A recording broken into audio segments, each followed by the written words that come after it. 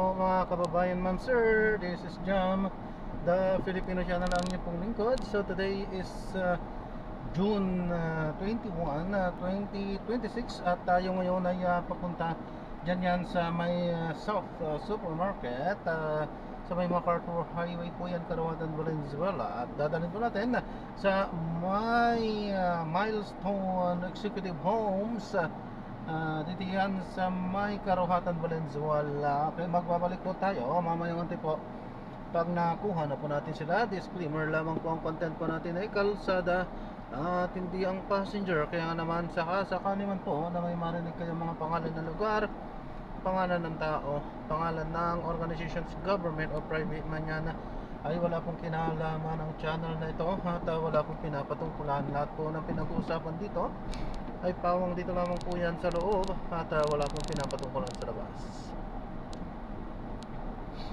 Magbabalik po tayo mamaya mante pag nakuha na po natin sila.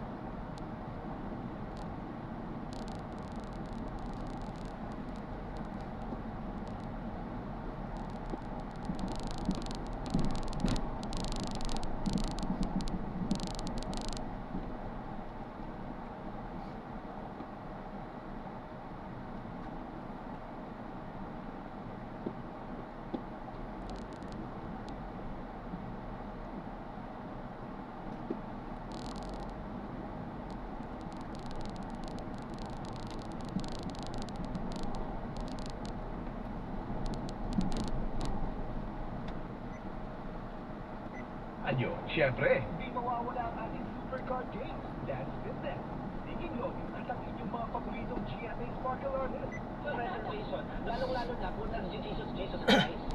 Ang hirap kasi, pagpakinggan yung demonyo, paano diba?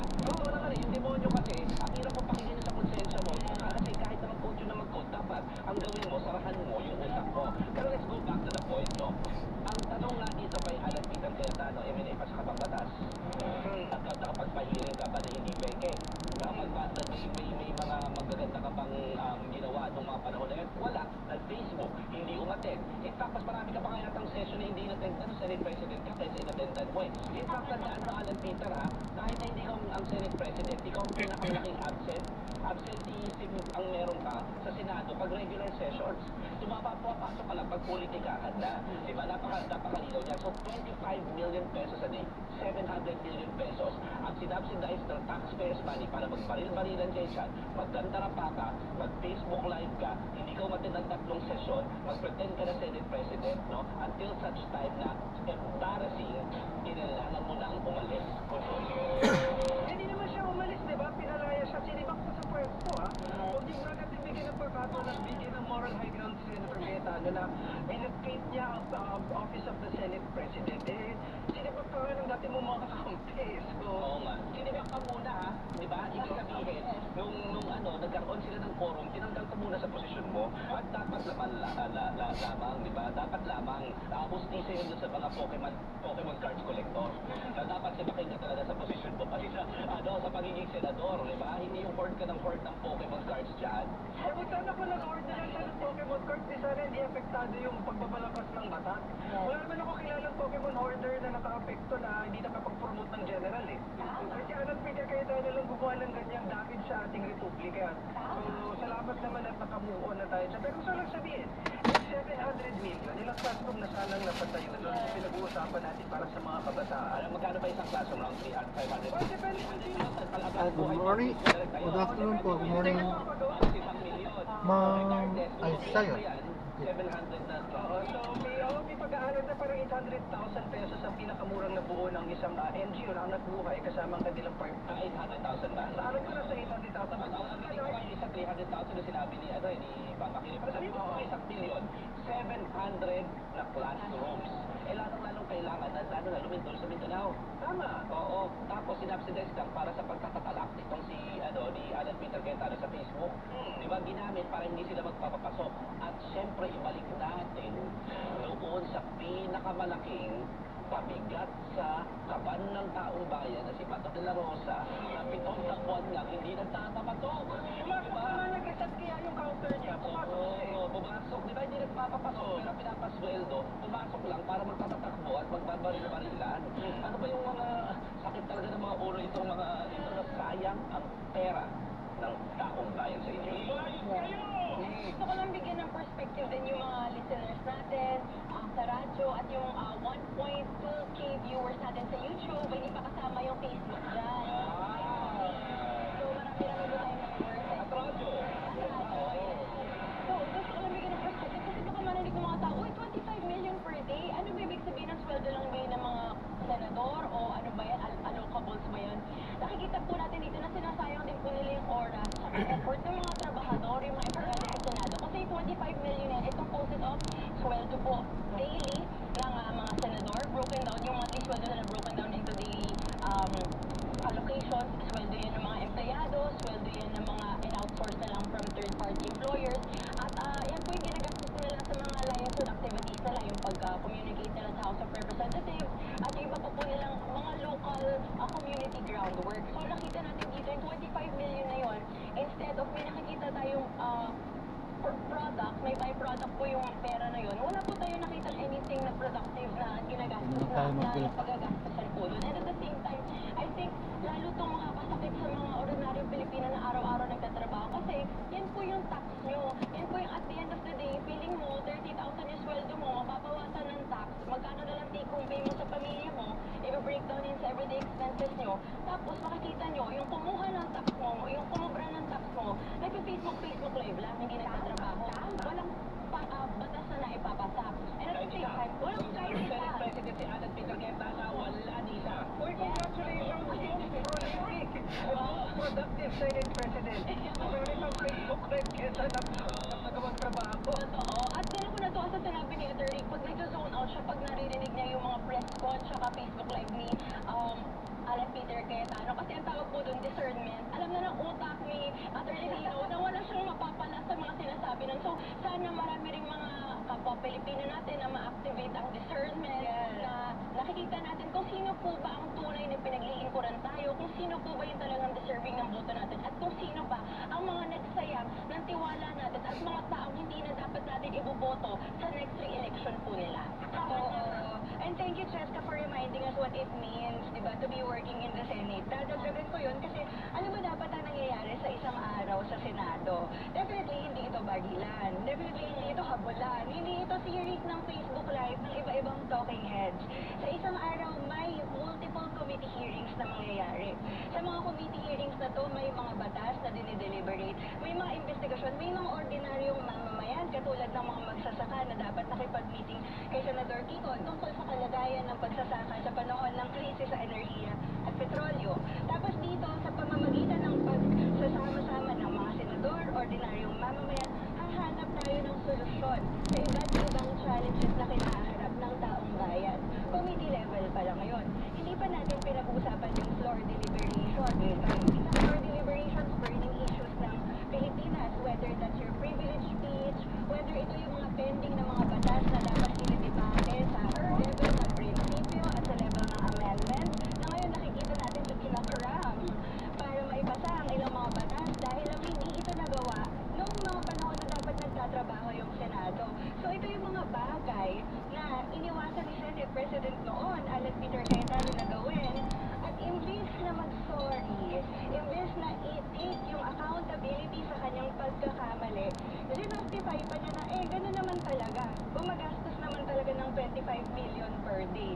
Ang question niya, sir, ay accountability. Leadership stops, accountability stops at your doorstep and you refuse to acknowledge that accountability. At higit sa lahat, nagpalusot, nagpa-Pokemon, nagpa-Jesus is Lord, Amiga sa Facebook Live. At hindi lang yun.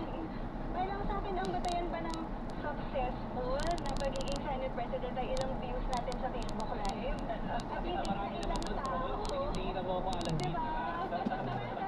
Yung 25 million na lang, pag ibigay mo yan sa isang small org, kami kakatasal namin ng big event, na sa amin malaking bagay na yung 150,000 pesos para makapaglabas ng isang malawak na workshop na iba't ibang taong kasama. Yung 25 million pesos per day, sa isang maliit na org, kapag 150,000 pesos, ang ginastos mo, susuyurin ng bawat donor mo sa pupunta ang pera. Dito sa Senado, yung 25 million pesos na yun, it's very good initiative now na sinusuyod ng taong bayan. So, saan napunta yung pera na 25 million na yan? Kasi pag nasayang yan, dapat may nananagot. At so far, hindi ko pa nakikitang managot si Alan Peter Cayetano. Ang tawag ko na nga dyan kay Alan Peter Alan Aksaya. Alan Aksaya. May inday na style. May inday na style. Alan Aksaya.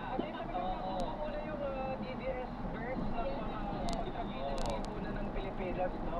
Pero madagdagan na naman ang bagong nickname, pero tama muna tayo sa ating pagkulik. Samahan niyo kami sa myriad ng pulo ng bakayan at makapisa ko na namang nickname. Ito na yan sa With Juret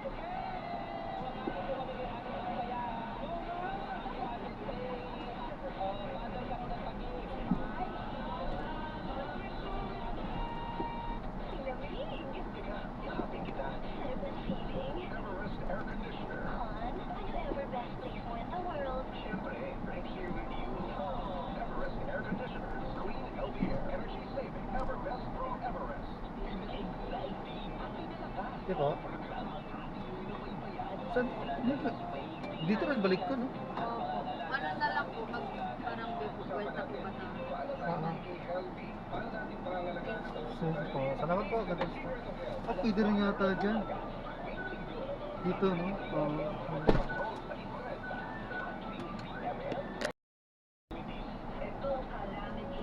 Ayan, so na-drop na natin sila.